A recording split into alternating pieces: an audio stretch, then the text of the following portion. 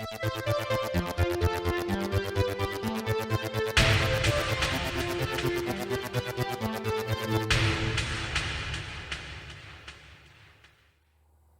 there guys, it's Martyn here, and welcome back to another episode of the Hits Review.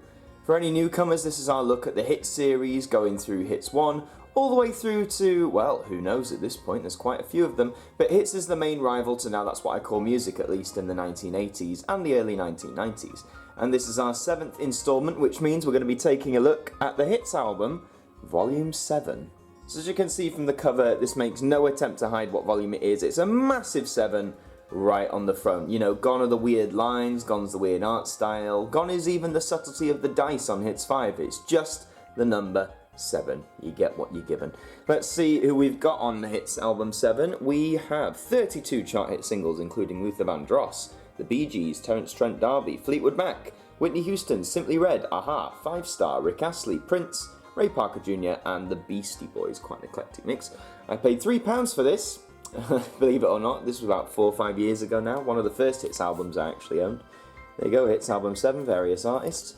And let's see the full comprehensive list. The 7 is on the back, just in case you forgot what number album this was.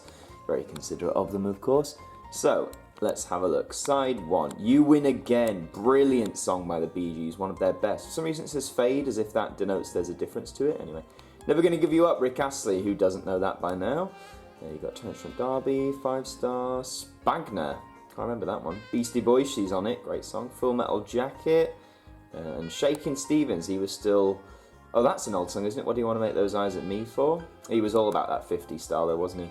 Little Lies, Fleetwood Mac, Alexander O'Neill, Criticised, You Got the Look by Prince, Dinner with Gershwin, Donna Summer, Casanova by The Verve, not familiar with that one. Funky Town, Pseudo Echo, and you got Chic. Okay, Jacques Lafrique, I've got a feeling that was sort of a remix for the time. And then we're going to move on up to side 3. We've got The Living Daylights by Aha, which of course was their Bond theme for the film of the same name. You've got Wax, you've got Scarlet Fantastic, She's in the Mary Chain, Sisters of Mercy, Housemaster Boys, and The Rude Boy of House. Of course, Voyage Voyage by Desireless, and that's all in French, and that did surprisingly well here. You know, when we get the odd foreign song that does well, and My Baby Just Cares For Me, which was actually released towards the end of the 50s, I think, but I think it was used in a commercial at the time. So side 4, Time of My Life from Dirty Dancing. Didn't we almost have it all? Whitney Houston, cracking song.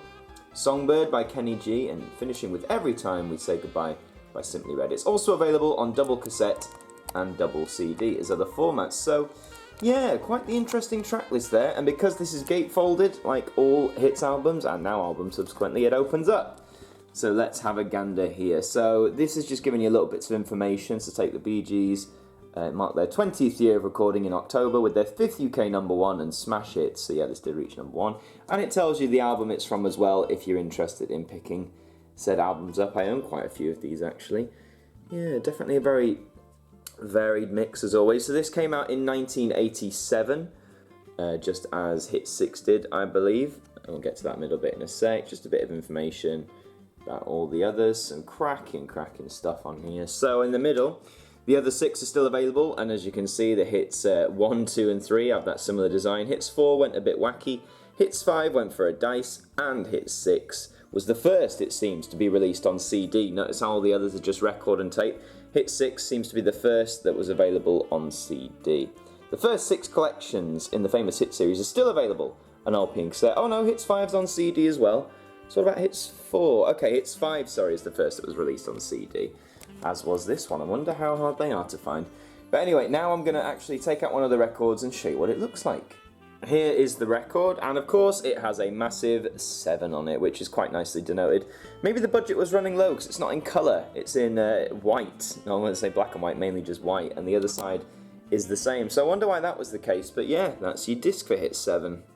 So, a pretty mixed album there, but before we get into whether it's worth picking up and how you pick it up, we've got one more thing, and if you're familiar with this show, you know how it works. It's the Hit 7 on cassette, and it's like this once again in 2 separate volumes. There is tape 1, there is tape 2. And like those other tapes, it actually tells you which artists are on which tape, which is very useful. And of course, it's got the massive 7 just in case you forgot.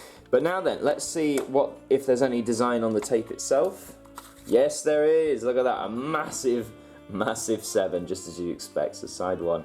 Oh, that's nice. I like that when they had the dice on Hits 5. Hits 6 didn't really have anything. I mean, the cover was coloured lines, so...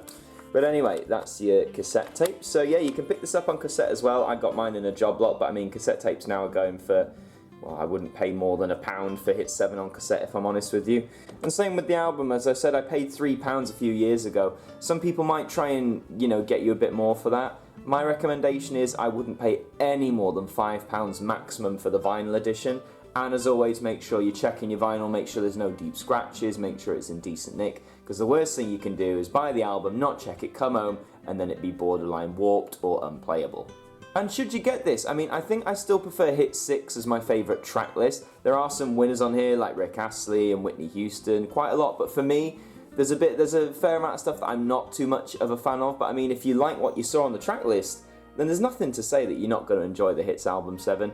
Just again, watch the price, watch the condition of your records, or tapes, or CD, but I'm not sure how rare the CDs are. Early, things like that, like the early now CDs are quite rare and expensive. I'm not sure what it's like with Hits, but always check your condition if you want to buy.